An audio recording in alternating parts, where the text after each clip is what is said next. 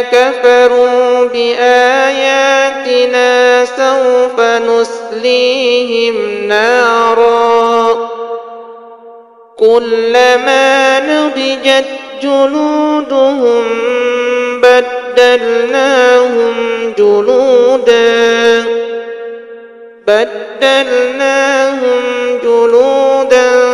غيرها ليذوقوا العذاب إن الله كان عزيزا حكيما.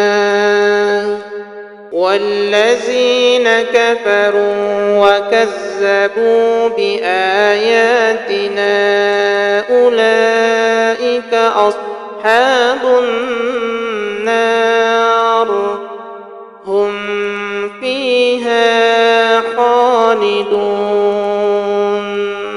ولقد زينا السماء الدنيا بمصابيح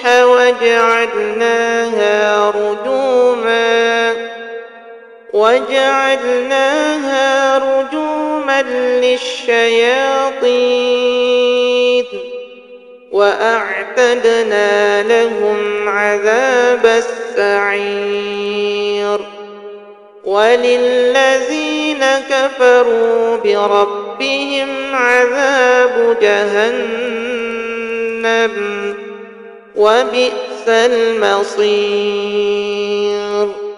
يسهر به ما في بطونهم والجلود ولهم مقامع من حديد كلما أرادوا أن يخرجوا منها من غم أعيدوا فيها وذوقوا عذاب الحريق.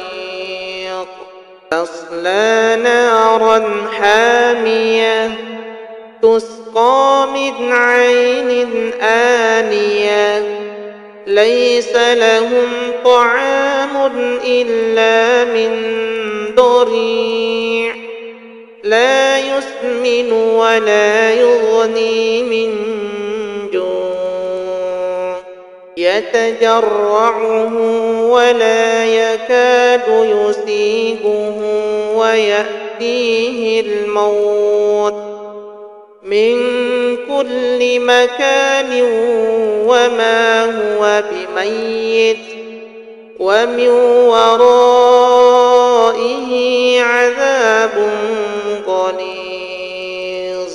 كلا إنها لظى نزاعة للشوى